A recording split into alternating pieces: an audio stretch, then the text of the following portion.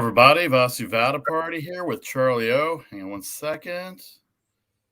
Hello, everybody. Vasu Party with Charlie O here, the Make the Money and Run podcast for July 30th, 2021. We're all kind of crunching time here because it's trade deadline day. We'll get to the trade deadline in a second. The NBA draft took place last night, and the Lakers ended up getting another piece. We'll see how good that is. Not sure. There's been a lot of speculation on that. One Russell Westbrook. We'll talk about that as well, too. And, of course, the NFL training camp start. We'll hit that for a few minutes. Nothing really going on. But I didn't realize we're 1 week away from preseason games. Actually, 1 week from the Hall of Fame game and 2 weeks away from the preseason game. So we'll touch in on training camps a little bit for the Friday edition. As always on Friday, the weekend review and the preview of the weekend games coming up. Charlie O is here. Vasu Party here with you on the podcast, powered by Stables Media. Thanks to everybody on Facebook and YouTube Live. You can catch us every Mondays, Thursdays, and Fridays. Mondays at 3 Eastern, Thursdays at noon Eastern, and Fridays at 1 Eastern, and all the Pacific times that correspond with it. Facebook and YouTube. Download, subscribe, rate, and review. Anywhere you get your podcast, we appreciate all the hits and all the likes, getting a lot of support. Thanks to our guest, Daniel Lust, from yesterday. Very informative on the Big 12 SEC showdown, so we say, and also his take on the Oakland A's versus the city of Oakland and his fandom for the San Francisco Giants as well, too. Check out our social media. You can check out our social media at 6 Eastern today, as all the trade deadlines will have already been done. The expiration date is 4 o'clock on the East. If we have any more picks, there's 3 games that don't have lines right now, Charlie. So by 6 o'clock Eastern, if there's anything in those games, Jose Berrios is one of them. He's one of the trade names, Minnesota, St. Louis. So we'll see where it goes from there. Check out our Facebook, our social media, Instagram, and also the Make the Money and Run Facebook page, as well as Twitter at MTMAR Podcast. And on email, mtmarpodcast@gmail.com. Charlie, as we go into the weekend, how are you after yesterday's flurry?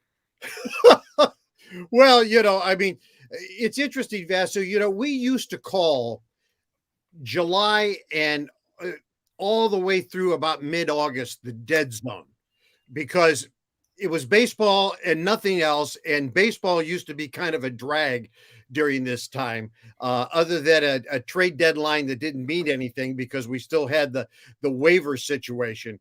And now with a real trade deadline, and because the NBA went, forever this year, and we've got football coming right on top of us, no dead zone this year. So it is absolutely wild. And I wore the Shamrock hat today because I'm wishing good luck to everyone.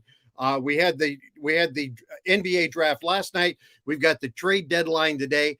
So everybody needs as much luck as possible because there is just movement everywhere. So I'm great. I mean, how can, if you're a sports fan, how can you not be great today? Unmute yourself, Vasu. Nobody wants to hear me cough. Maybe somebody doesn't want to hear me speak. But anyway, in fact, we just got the source. We'll get to it in a second. But Jose Berrios is on the move, so that game will probably be off the board. Minnesota, St. Louis, as we get there, the Toronto Blue Jays are going after Jose Berrios.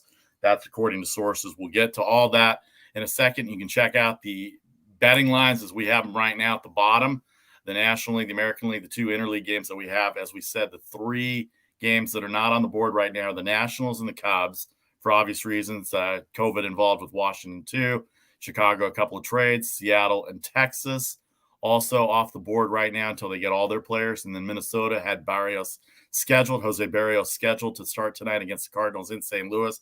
Apparently he is being traded as well. So they are off the board. You can see it at the bottom now. Stay tuned at 6 o'clock Eastern for all our social media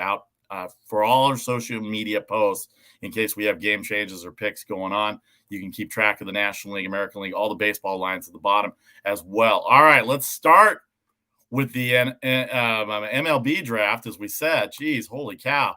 1 o'clock Pacific time where we are is the absolute deadline. There's going to be no more trading, no more non-waiver trading deadline after today, Charlie.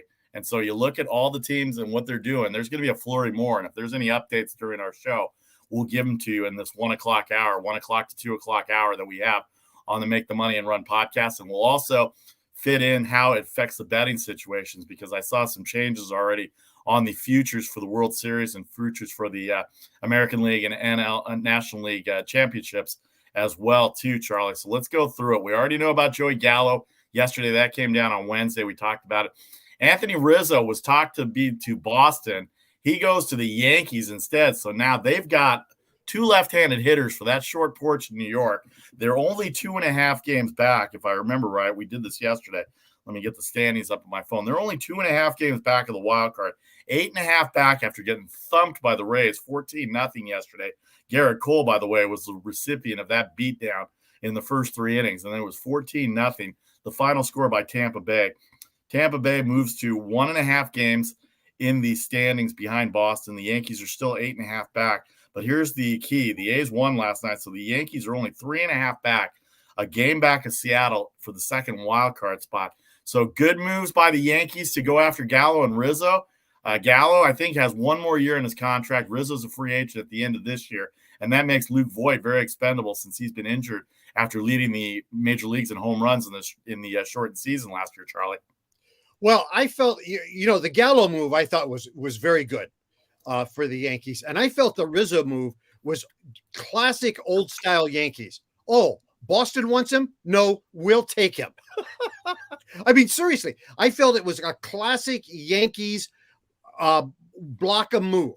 I mean, not that Rizzo won't help them. I think Rizzo will help them, but it was classic. We're not going to let Boston have him. So, and Rizzo will come, he'll help the Yankees. But I thought it was an excellent blocking move right there to keep themselves in it. And now the Yankees are loaded up. But the problem is they still didn't address their closer situation. And, I don't know what's wrong with Chapman. I don't know. I have to believe. I don't think it's a head thing. I really don't. He's never had that issue. So I have to believe that it's something physically with him. And if they don't address that closer situation between now and the end of the trade deadline time, I think they still have problems because you've got to have a closer in order to be a winner down the line and in the playoffs. So they need to do something between now and the end of the day to address that part of their game. It'll be interesting to see what the Yankees do. I think more starting pitching. We'll get to each division and their needs, as because we're doctors here on the show, and so we can fix everything. And so we have 3 hours to help everybody on the trade deadline. They're all watching Make the Money and Run right now, so that we can help them with their betting prospects as well as their team prospects to get them into the World Series prize. So Joey Gallo and Rizzo to the Yankees.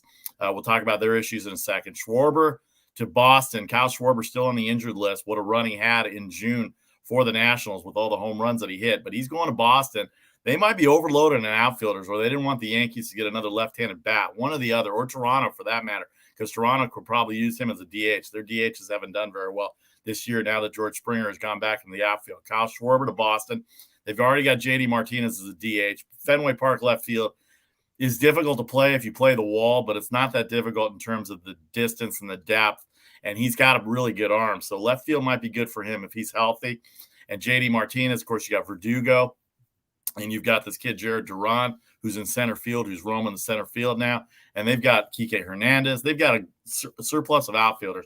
So they might be able to move Hernandez into the infield now permanently and solve that problem that they had at second base that they were using with Chavis and Dahlbeck on the right side. And also Rizzo at first base is for the Yankees. But I thought Rizzo would be good for the Red Sox because Bobby Dahlbeck's only hitting 220, and he's a right-handed power hitter from the minor leagues last year. Came up middle of last year, or in 2019, played all of 2020, but he's not hitting for power at Fenway. And I think we just lost Vasu for a little bit there. We'll get him back in just a minute. But yeah, the Red Sox need to address some other issues because they have really loaded up on outfielders. It's hard to know, free trade deadline and free agency, trying to play all those things together. We always like to say, hey, pick this guy and go, but you also are dealing with salaries and there are no salary caps in baseball, but you have salary budgets, and teams aren't willing to just spend and spend and spend and spend. And you also have to look at contracts. How much contract are you willing to take on? Teams are willing to take on expiring contracts. that is always something they're willing to take on because, well, it's going to expire and you can move on from the next year.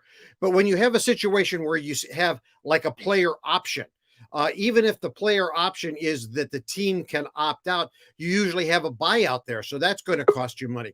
So there's so much at play when you start to get to a trade deadline. It's not like, hey, that guy's available, so we'll take him. What are you taking on? So if you're just taking on a contract that's expiring, well, then that's good. But does he fit you? You can't, just getting a star isn't the answer. Does the star fit you? And then what is the financial load on it? And I think that's what we don't understand, that all of these decisions, I mean, the war rooms in all of these stadiums around the country right now are just insane because of the decision making that's going on and the multiple decisions that are having to be made right now, Vasu. Yeah, the internet. I don't know what's going on with the internet. I know it's still hot down here in San Jose, so who knows what's going on with that. But glad to be back. As we said, some of the things that are going on in baseball right now. Houston trades for 2 closers. Don't know if Graveman is going to be the 8th inning guy or the 9th inning guy. Yimi Garcia from the Miami Marlins, who probably not a lot of people have heard of, but he's nearly perfect in save opportunities for the Marlins when they do have leads. But they traded him, kind of surprised because he's a young guy and they've got control over him. Kendall Graveman, I didn't realize is a free agent at the end of the year. And so that's probably what went into Jerry DiPoto's thinking. Seattle gets Diego Castillo, who's going to be with the team till 2024. So that's a controllable piece. And so if you got a closer for 3 years, that's probably why they went after him, thinking they may not be able to keep Kendall Graveman. But boy, to trade to Houston within the division, we talked about that yesterday as well, too. That's just something. And I know the A's people are very, very upset with that. We'll get to the A's in a second. Of course, Adam Frazier, Nelson Cruz, Jock Peterson, all previously traded. Daniel Hudson, when Washington says they're going to sell everybody, they sold everybody. Daniel Hudson, the World Series hero of 2019, also goes to San Diego. And then the White Sox trying to improve their bullpen. Liam Hendriks blew his 5th save the other day against the Royals. The Royals beat the White Sox 2 out of 3 during the week. Ryan Tepera, a very good reliever for the Cubs, goes cross town to the White Sox, and hopefully he can bridge that gap because all their starters are basically going 5 1/3 innings, including Lance Lynn, who has who just signed a 2-year extension with the White Sox. And he's on a roll right now, and the White Sox are on a roll. And when we get to the AL Central, I'll tell you, all they basically have to do is not blow the division. They also traded for Cesar Hernandez within the division again, and they're playing the Indians tonight in a 3-game series, so that'll be weird as well. Some of the other moves that went on, Brad Hand, Washington again trading their closer to Toronto. Brad Hand goes to Toronto. Cesar Hernandez, just mentioned, the second baseman for the Indians. Now with the White Sox, they'll play each other in a 3-game series. The Indians, I believe, are 9 games back. As I get back to my phone here, they're 9 games back to the White Sox, so it's pretty comfortable for Chicago right now as we approach the trading deadline. Eduardo Escobar, 20 home runs for the Diamondbacks. He's going to a hitter's park in Milwaukee. They need offense. Their pitching's outstanding, Charlie, but Eduardo Escobar is going to add some offense to that third base spot or second base spot because he can play both positions, and hopefully he'll help them offensively. Of course, Christian Yelich is out for 10 days. He's under contact tracing rules right now. So Yelich out, Escobar in. That's going to help. The A's made 2 moves. They got Andrew Chafin the other day, the left-hander from the Cubs. Starling Marte from the Marlins going to play center field. You got to be really good to move Ramon Laureano out of center field into right field, and they really like Starling Marte. Hopefully they'll get a chance to sign him. He's only 32 years old. He's a 5-tool player. He doesn't hit for as much power, but I would give him 5 tools. And in Oakland, I bet he hit some home runs as well, too. The Tyler Anderson trade finally went down with Pittsburgh. He's at Seattle, gives them another starter. Mentioned Chafin. And the Pirates traded Clay Holmes to the Yankees. Clay Holmes, one of the Pittsburgh relievers, for being a bad team. They sure had a lot of guys hot in commodity, and Brian Reynolds still on the trading block for the Pirates. I don't know if they'll get rid of Brian Reynolds, Charlie, but yeah, I mean, yeah. Okay, let's blow up Washington. I mean,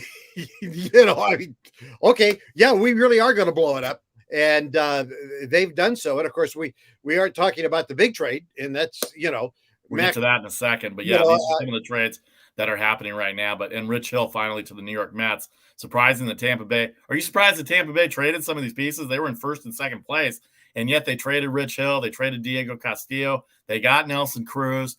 And now they're going to get some. Now they're going to try and use Fairbanks and guys like that they used in the ALCS and the World Series to try and shut down games for the Tampa Bay Rays, Charlie. I was surprised about the Hill trade. That was the one that surprised me the most because he's had he's had pretty good track record down the end of the season to the end of the season and in the playoffs. So that one did surprise me a little bit. But the part of it that doesn't surprise me is that it's Tampa Bay, and they, it's okay, we have 107 pitchers on our roster and we will use them all. So you never know exactly what their thinking is. And for the Mets, just get a lot of tape for the fingers for Hill, because he's going to blister, and pray that he doesn't blister too much. But yeah, that one did surprise me.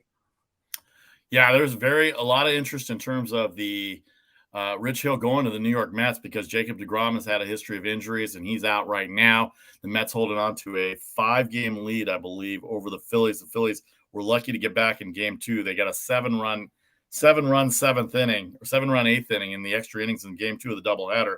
They were able to salvage that split with the Nationals. Max Scherzer pitched an outstanding game in his last game as a National. 6 innings, 1 earned run, allowed the home run to JT Realmuto. They won 3-1. And then the closer, they didn't have Brad Hand. They didn't have anybody to close.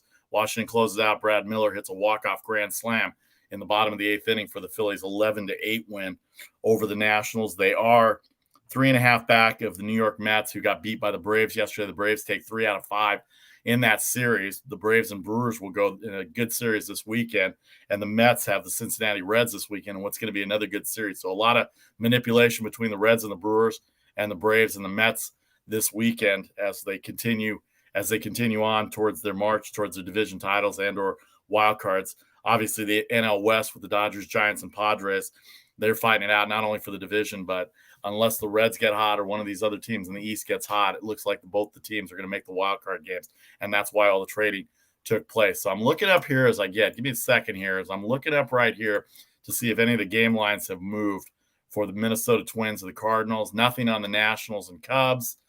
The Cardinals and Twins are not on there as well. And then the third one that we said was Seattle, Texas, and Seattle's still getting all their players.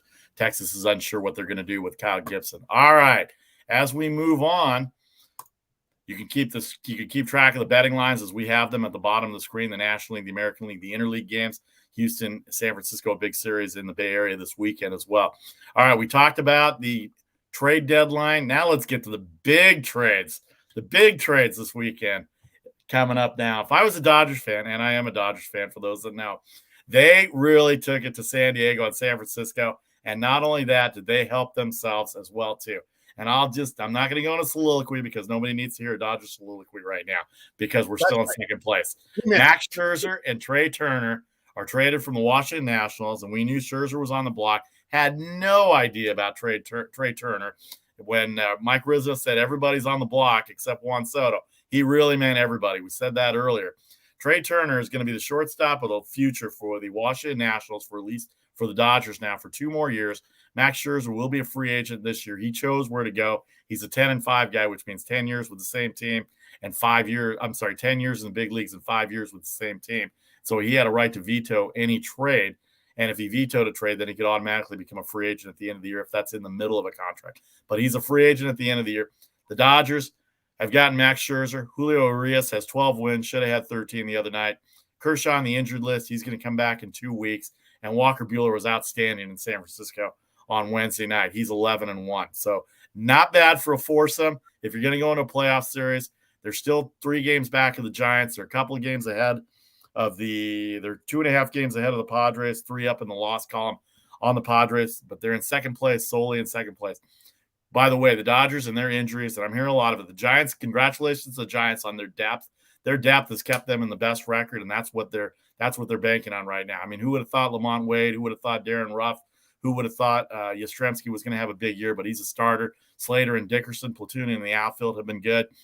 Jason Vossler at third base. What they've done to fill in for Crawford and Longoria has been great. Tommy LaStella's not even back yet. Don't forget Brandon Belt's still out, and maybe Brandon Belt's a trade piece. Who knows? Because of how good Ruff and Wade are playing. I doubt it, but Brandon Belt's still there. As far as the San Francisco Giants go, do you want to mess up the Giants right now? They need to add pieces, and some of the pieces that are out there are still out there. But Scherzer and Turner are going to go to L.A. Corey Seager's going to come back off injury this weekend against the Diamondbacks. I don't know if he's going to play short or they're going to move him to second because they've had problems at second base, and Muncy will go to first and Bellinger go to the outfield. A lot of machinations now. And don't forget, oh, by the way, Mookie Betts is on the 10-day IL, and he's going to come back in about 2 weeks too. I'm feeling pretty good as a Dodgers fan, Charlie. Well, you should be.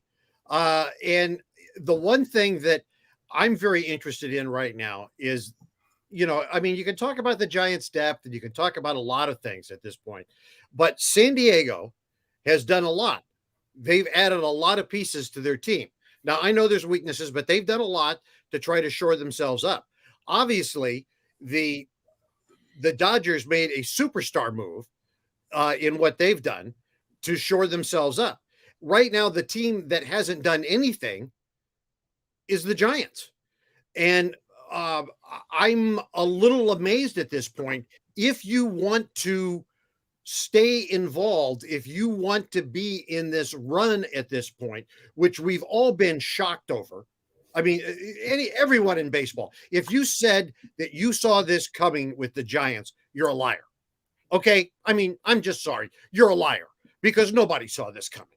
And they have an incredible opportunity right now to win now. I know this is not in their time frame. This wasn't on their calendar. This season was at least 3 seasons away for them on their timeline. Well, sometimes good things happen and you blow your calendar up, but they cannot stand pat. They need to make some moves. They need another pitcher, maybe another power hitter. You've got to do something to keep pace with San Diego and LA. Otherwise, you're going to find yourself in third place and out of everything. I really believe that because these other 2 teams are serious about winning now. And sometimes you've got to get serious about winning now. And this is my statement about the Giants.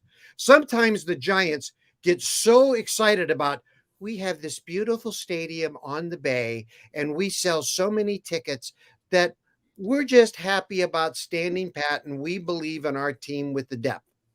And it all becomes about making money. They are an organization that makes a ton of money. And sometimes they don't care about their fans. Sometimes they don't care about the product on the field.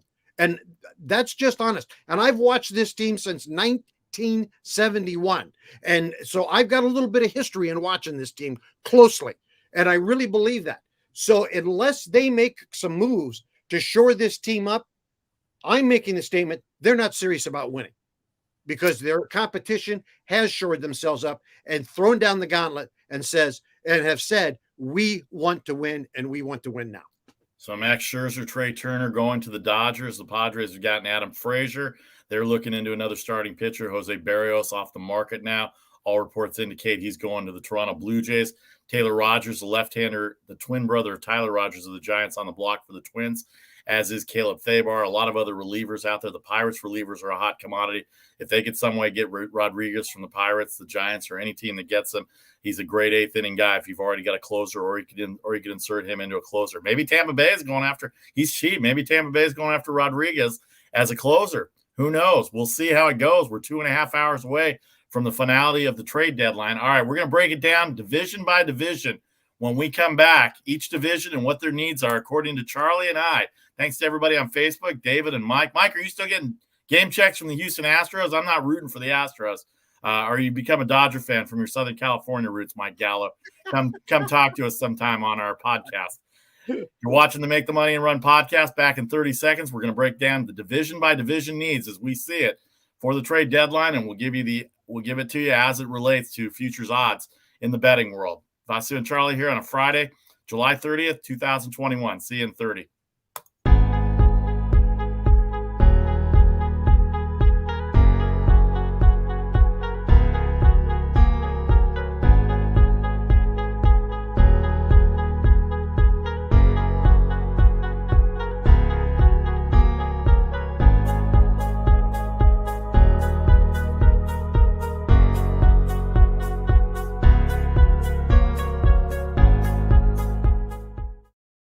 Welcome back to the Make the Money and Run podcast for Friday, July 30th, 2021. The week in review, the weekend coming up, all the big deals going on in the National Basketball Association. We'll get to the NBA in a second. Obviously, draft night last night, the Russell Westbrook trade talked about by everybody as well. Charlie unhappy with the Sacramento Kings, as we've heard on previous shows. It's going to be unhappier when we get to the NBA section in a second. But let's go on with baseball. You can catch us every Mondays, Thursdays, and Fridays right here on Facebook Live and YouTube Live. You can download, subscribe anywhere you get your podcasts. Also, send us emails. Hit us up on Twitter, Make the Money and Run, also on Facebook page. All these 3 games don't have betting lines right now. We'll keep that going at the bottom for the ticker before we get to the games. And it's going to be impacted by the trade deadline. So by 6 o'clock Eastern, Charlie and I, if we have any additions to our picks or any addendums to our picks, we'll let you know by 6 Eastern on our Facebook and Twitter page, as well as our all social media pages on Instagram and the Make the Money and Run Facebook page as well, too. All right, we got to the trades.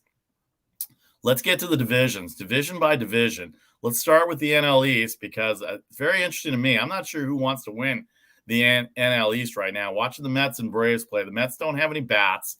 The Braves bullpen is very inconsistent, sad. In fact, Will Smith doesn't inspire me to great things for the Atlanta Braves. Even with Acuna Jr. out, their offense is still really good. Showed up in the Mets series. Phillies are just looking for consistency. Their offense is supposed to be really good, but they go through stretches. Even their own broadcasters are questioning if they're any good because they're very inconsistent. That's Larry Anderson. Anybody that knows Larry Anderson's humor will understand what he means. Go back and listen to that as well, too. And obviously, the Miami Marlins and the Washington Nationals, we know what they're doing. They're selling off pieces as they go on. So Miami and Washington still Washington, a major player in this trade deadline, selling off everybody, trying to get the assets. Of course, the Scherzer trade, the Brad Hand trade, Kyle Schwarber going to Boston yesterday. Starlin Castro, I think, just got suspended yesterday as well, too. So somebody might go after him as well, too. So keep up on the betting lines on the bottom of the screen. But what do you think about the NL East, Charlie, as we hit them real quick? You know what? If I'm in the NL East, I'm not. I think, first of all, I think the Mets are just spending money to spend money. I think they feel desperate, and so they're throwing money at different positions, just because I think they feel like they need to stay on top. They're in New York.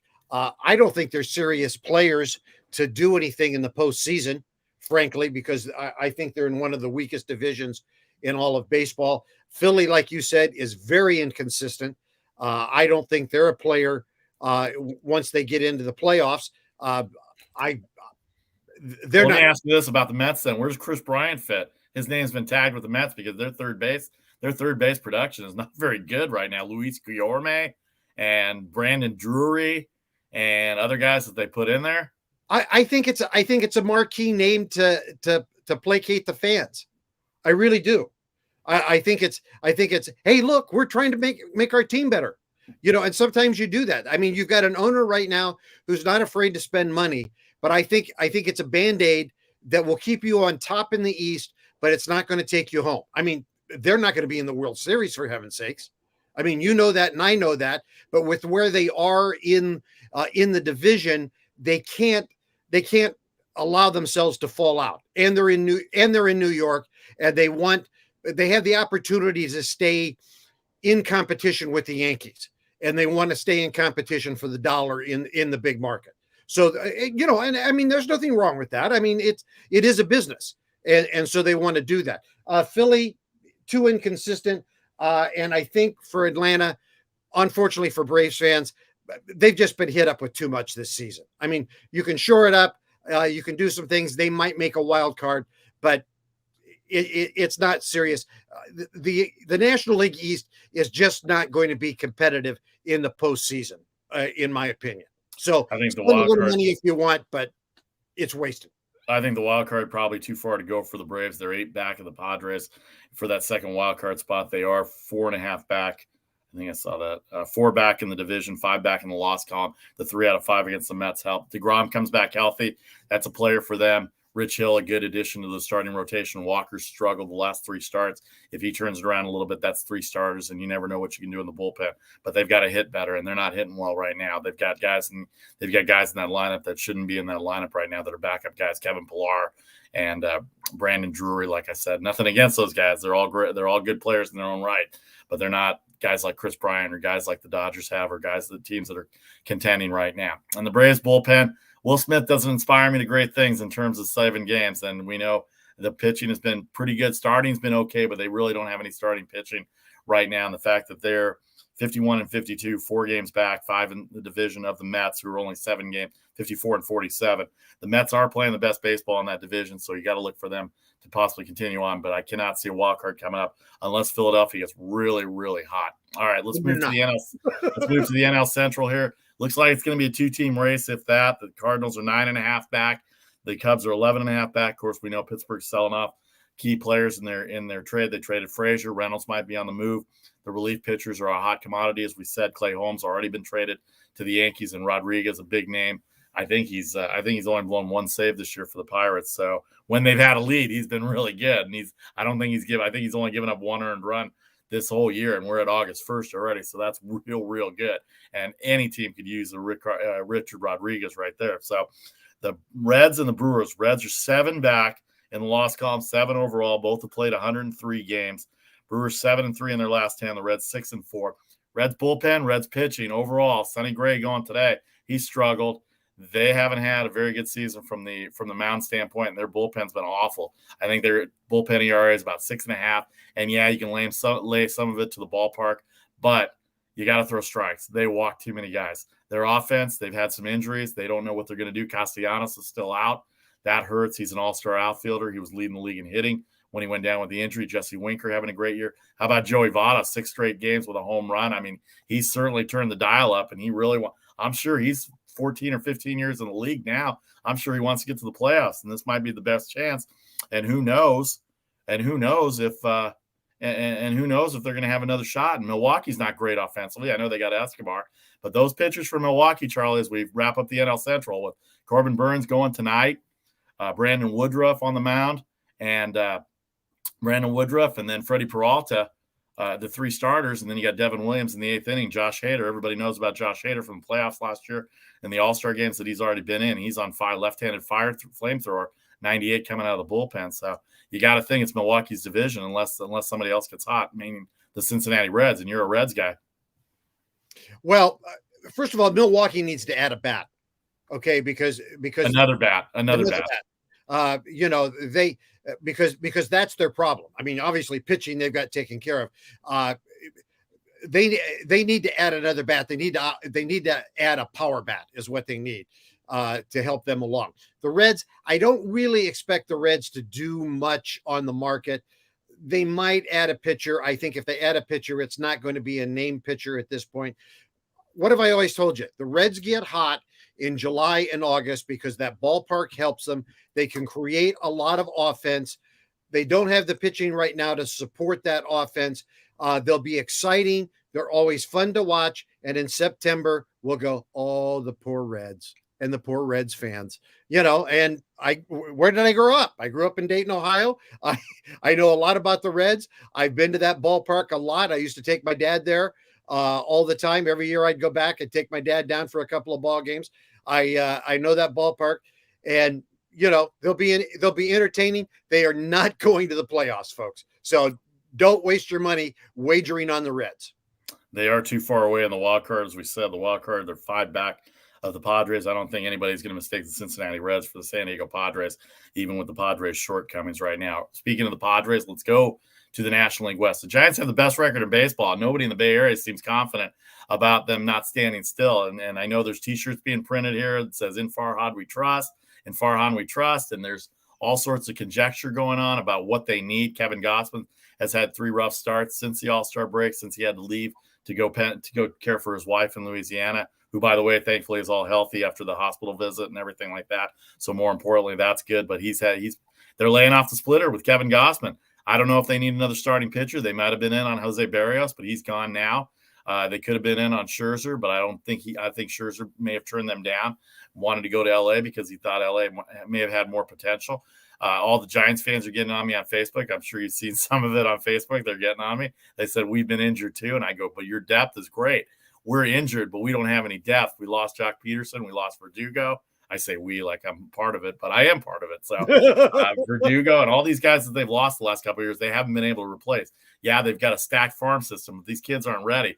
And some of these other ball clubs are looking for talented talented, top-heavy farm systems like the Dodgers have. So they've done it very well. Andrew Friedman from his Tampa Bay days has done it really well. So you're looking at the Giants. Let's just take it today as it is today. Giants win the division. Dodgers, Padres playing a one-game wildcard scenario playoff based on the standings today.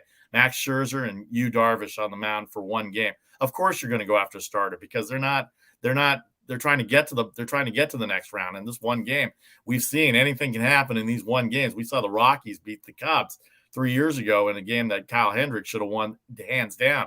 But the Rockies behind John Gray won that wild card game. In the wild card games, we've seen some screwy things. We saw that fake infield fly rule a few years ago with the Washington Nationals and the Cardinals that allowed the Washington Nationals to move on to the playoffs that year. I think it was 2014. That was the year they played the Giants in the NLDS from that wild card series. So anything can happen. And this one game, and that's why I think the Dodgers are better off than the Padres because they've got two Gold Glove second basemen, the Padres, and Frazier and Cronenworth. They don't know who's going to play second, who's going to play outfield, who's going to play first right now. They've got a Gold Glove shortstop in Manny Machado. Yes, I said Manny Machado because Fernando Tatis has 22 errors at shortstop, and in a one game playoff, that could hurt what's going to happen to the Padres. And so Tatis hit his 30th home run. You can tell me to shut up, and you're right about that from the offensive side. Machado's a better shortstop. Maybe put Tatis at third. I don't know how that's going to go over well in the clubhouse, but the fact is that they got to do something to improve their defense. Tommy Pham's not hitting. Eric Hosmer is so-so right now. He's getting platooned. Will Myers, you don't know what you're going to get out of him. You got Grisham in the outfield. Frazier comes in. They're going to go after Chris Bryant. They're going to get after another bat. Because this is going to come down to a one-game wild card. Whoever wins the division is going to be in a better position, obviously. But do you want to face Max Scherzer in a one-game wild card, or Clayton Kershaw, or Arias, or Walker Buehler in a one-game playoff, or you want to face Yu Darvish or Blake Snell, or to be determined anybody else they're going to get, Charlie? Well, let's go back to the Giants for a minute. If I'm the Giants, I'm looking at my competition. And the one thing that I'm feeling right now that I've got to do is I've got to add pitching. Okay. Because I'm in a division right now where I'm facing outstanding pitching. And as you come down to the end of the regular season and you get into the playoffs, what do you need? Pitching. So I don't care how good your pitching staff is. I don't care how good you believe your pitching staff is. You need pitching. And the other thing, and again, here I go. I'm playing Dr. Fauci again. But, we know that there is a lot of COVID and a lot of everything else out there right now. And we don't know how guys are going to be feeling. And guys may not come down with full-blown COVID, but there's a lot of that out there. Guys are not going to feel well.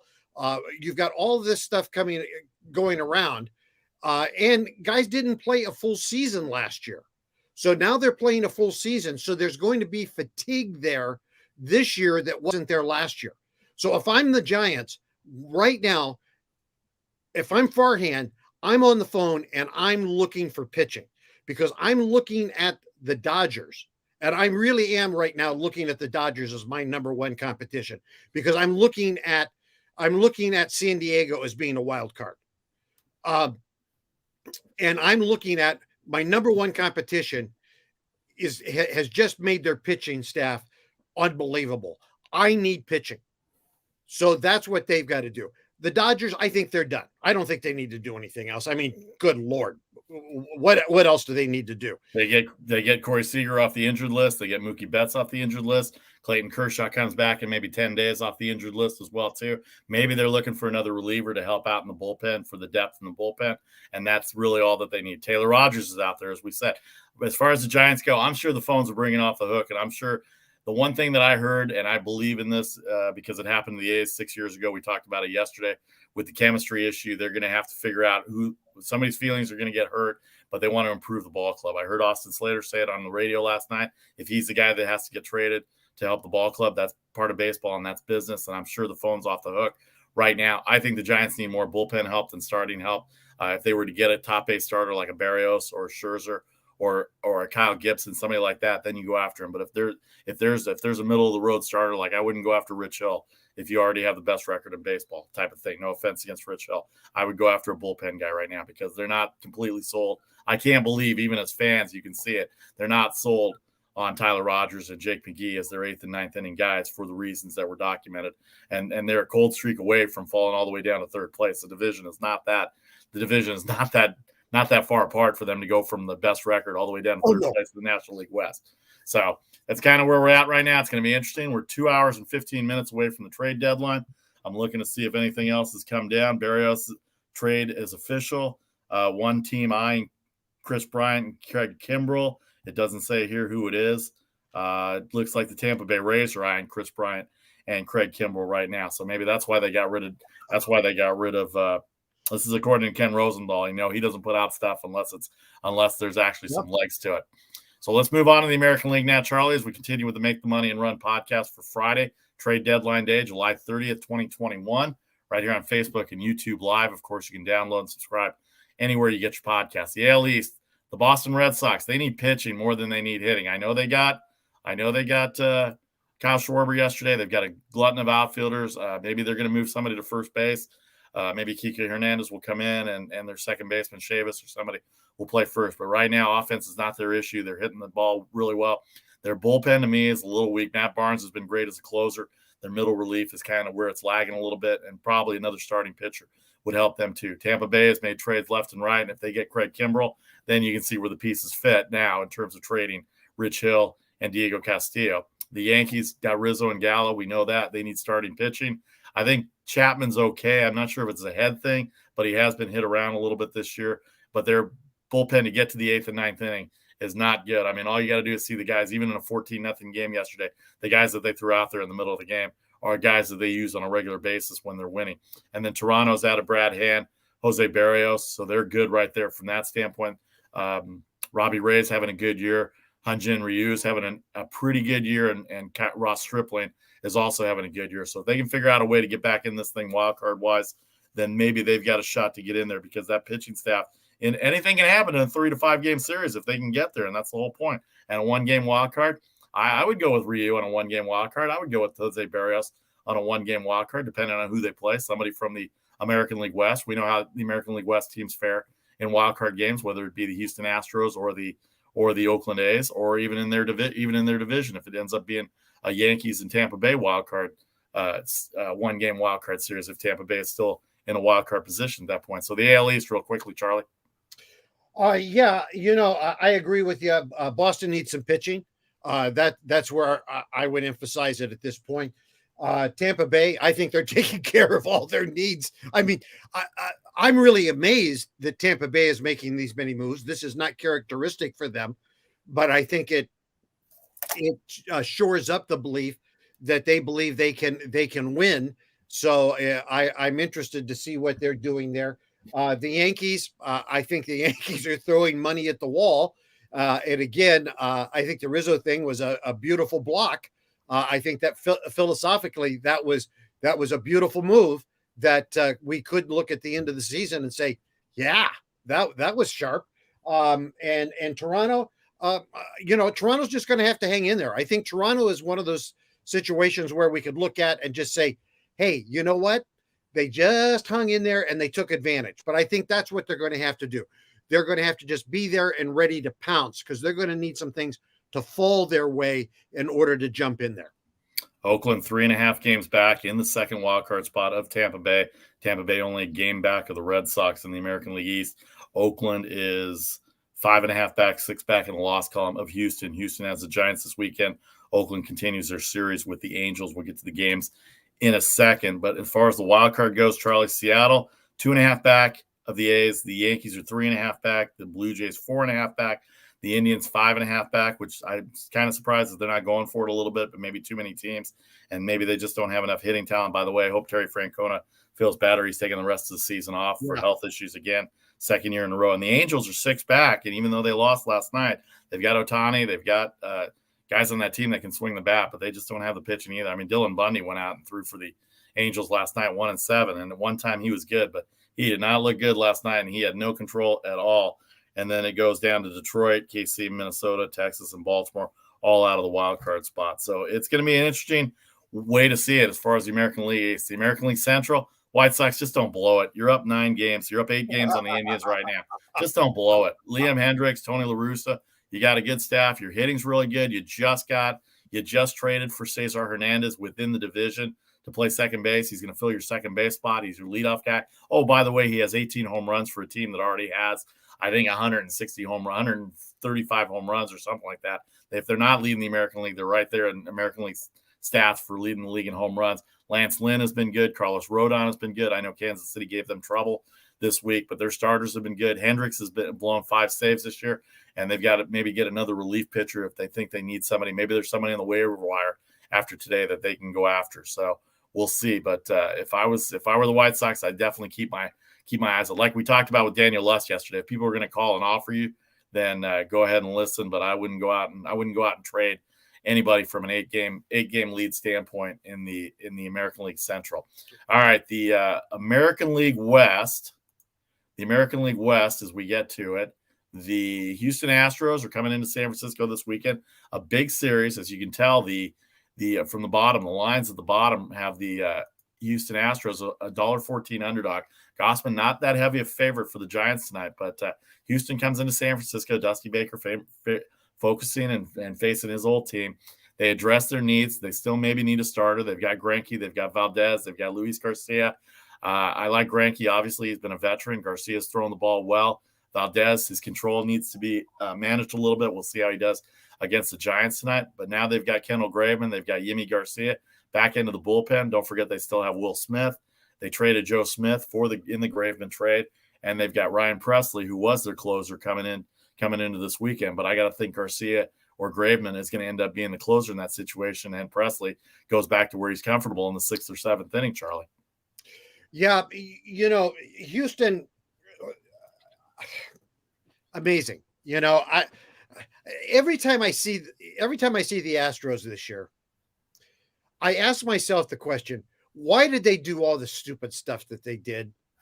With all the sign stealing and the buzzers and all of this stuff, because they are obviously such a talented team.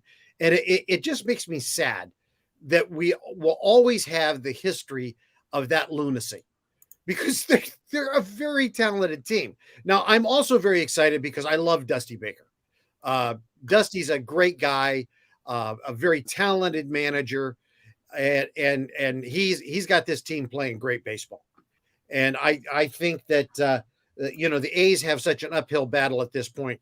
They're going to be stuck in that 1-game wild card playoff scenario in which they have a history of not doing well at all with. And I think Houston has themselves in a very, very good spot right now. I mean, they would have to have major injuries and a big slide to put themselves out of it at this point. And I don't really sense right now that they're going to make any other big moves. You look at Oakland right now. Oakland needs to do one thing, in my opinion, and it doesn't appear right now that they're going to do it. I really thought they were going to address the shortstop situation. Trevor Story's still out there. What's that? Trevor Story's still out there. Javier Baez still out there. I know, because Andrus, he's great defensively, but I mean, the guy is, his OPS is 534 for heaven's sakes. I mean, well, he was hitting 115 to open the year. I know, 2 home runs, 34 RBI. And the guy, he replaced has got 24 home runs and 64 RBI or something. I mean, you just can't take that kind of offensive reduction and expect that you're going to get to where you want to go. So I really believe that they've got to do something at that spot if they think they're going to stay competitive. What do they got? 2 hours to make it happen. They need, they've got to do something there. And if they don't, they're going to have to look in the mirror and say, that was really dumb. We should have done something there. Yeah, don't forget, we can't put them in the wild card right now because they're only 2.5 up on Seattle, and Seattle just beat them 3 out of 4. They've got 10 more games. I think 10 more games against Seattle left, and then they've already played the Yankees. They've already played Toronto, I think, in both series. Actually, I think they did go to Buffalo already. By the way, Toronto's going to go back to Canada, I think, on August 1st, Canada Day. On Monday, we'll wish everybody a happy Canada Day early, but we'll do it on Monday. Yeah, just 15,000 fans. They're going to still social distance and everything else. But, man, how exciting. Baseball back in Toronto. Houston Astros, 63-40, the best record in the American League. The Giants are 64-38, the best record overall. Believe it or not, the Houston Astros are only a half a game better than the Red Sox. 63-41 is Boston for the best record in baseball. And don't think that doesn't make a difference now that they use records to determine home field advantage. The difference here, the Houston Astros are plus 150, Charlie, and the Red Sox are plus 57. So something gives there. And the Houston Astros, if they got any pitching at all left in these next 2 months, they might run away with this division. They might end up being the American League champions right now. We'll break down all the futures odds on Monday after all the trade deadline takes place, but we're going to take a 30-second break. We're going to talk NBA draft for a few minutes just to go over the first round picks, see what we like and we don't like, and then we'll make our world famous unsponsored picks in our pick segment at the end of the show. Back in 30 seconds, Vasu Vada Party here with Charlie O, the Make the Money and Run podcast for Friday, July 30th, 2021, powered by Stables Media.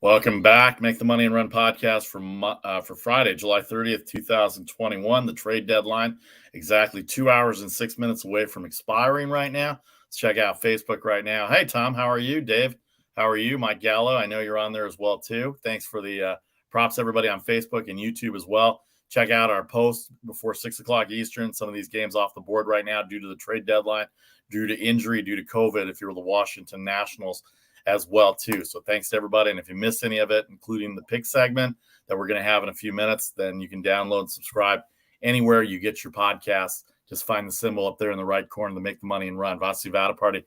Charlie O with you, the weekend review, the weekend coming up, as we have all the baseball lines.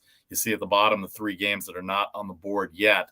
And, of course, all the baseball lines at the bottom. We'll get to our pick segment, excuse me, in a second. But let's get to the NBA draft. A lot of things happen in the NBA draft. The Lakers pull off a big trade. Charlie, Russell Westbrook goes to the Lakers. Kyle Kuzma the other way to Washington. Some interesting picks. Obviously, it didn't go the way that everybody thought it was going to go in some cases. I love Scotty Barnes. Scotty Barnes got picked 4th by Toronto. People thought he was going to be as far down as 7th, 8th, and 9th. I don't think the Warriors were in on him. They were in on Kuminga, and they were in on Moses Moody, who they both got at 7 and 14. Jalen Suggs, I thought would be the number 2 pick, but this Green kid, what's his name? Jalen Green from the G League. I think that the way it was explained to me from him being in the G League, he's already understanding NBA defense, which is the biggest problem that college kids have in the NBA going into the NBA, but he's already been exposed to NBA defenses playing in the G League, and I think it's been good instead of the facade of these kids going for 1 year to college to go right to the G League, make a little money, and then if they're good enough, get into the draft. And then Evan Mobley, who I really like at USC. I've seen every game of his career at USC. Great defensive player, great rim protector. What does that do to Jared Allen? Evan Mobley, probably not ready to start yet, but if he comes in, plays the minutes that he played at USC, and he's a good ball handler as well, too. Surprised that Scotty Barnes was 4th, Suggs 5th, Josh Giddey 6th. That was a surprise, too. Franz Wagner 8th, and then Davion Mitchell. Didn't know he was going to go that high. The Sacramento Kings take Davion Mitchell. Williams, let's see, I've got the list here right here. So Williams, Zaire Williams out of Stanford, he goes to Memphis via New Orleans. James Bouknight out of Connecticut, he's there as well too. Josh Primo out of Alabama, Chris Duarte out of Oregon, who I also saw. That kid could shoot. He's going to be good for them. And then obviously Moses Moody with the Warriors. And then Corey Kispert out of Gonzaga. We watched him play all through the NCAA tournament. He goes to Washington. And then Corey Kispert. And then Senguin, the Spanish kid. I think he's Spanish, right? If I remember right. He's from Turkey. I'm sorry. Alfred Senguin from Turkey. He goes to Houston. Trey Murphy the third is going to Virginia. Out of Virginia, he goes to New Orleans as well. And then the last final parts of the first round, Trey Mann out of Florida. Kai Jones, Jalen Johnson, Keon Johnson, Trey Mann out of Florida to Oklahoma City, Kai Jones out of Texas to Charlotte, Jalen Johnson to Atlanta out of Duke, Keon Johnson to the Clippers. From Tennessee, Isaiah Jackson to Kentucky, Garuba out of Spain to Houston, Christopher, Arizona State, Quentin Grimes to Houston, to New York out of the University of Houston. I like him a lot. Bones Highland out of VCU to Denver, Cameron Thomas out of LSU. He could shoot the ball. Brooklyn has him. Like they need another shooter. Jaden Springer, Tennessee to Philadelphia. Dayron Sharp, North Carolina, goes to Brooklyn via Phoenix. He's another good shooter. Get the theme there in Brooklyn. And then Aldama out of Loyola, Maryland, goes to Memphis via trade with Utah. So that pretty much takes care of the first round of the NBA draft. Any surprises, any shocks or anything that you like about the draft? There's a lot of guys I saw play on this list, Charlie, and I think they're going to be good pieces right now to start, and maybe 2 years from now will be excellent contributors to their teams. Well, I think it'll be fun to follow this draft because this certainly was one of the deepest drafts that we've had in years. So I think we're going to enjoy watching this. I really am anxious to see how the players from the G League Ignite team does. I think the fact that you had Jalen Green go second in the draft, I think it's going to be fascinating because I think that players going straight to the G League and then right into the draft and going high, going as first rounders, going as lottery could be a game changer for a lot of players who don't feel like college is the route for them. And for guys being able to stay in the States and not having to go to Europe, not having to go to Australia is a big thing. And I think for those players to be able to come in and be able to learn the NBA style basketball, and as you said, be able to learn NBA defense can really be a leg up for them. And so I'm really excited about that because I've always felt that it's not fair for kids who feel like college is not the route for them to be shut out and being forced into that or being forced overseas. I don't think those should be the only two routes for them. And I'm very excited to see that happen. I thought it was kind of, I thought the Warriors had a terrific draft.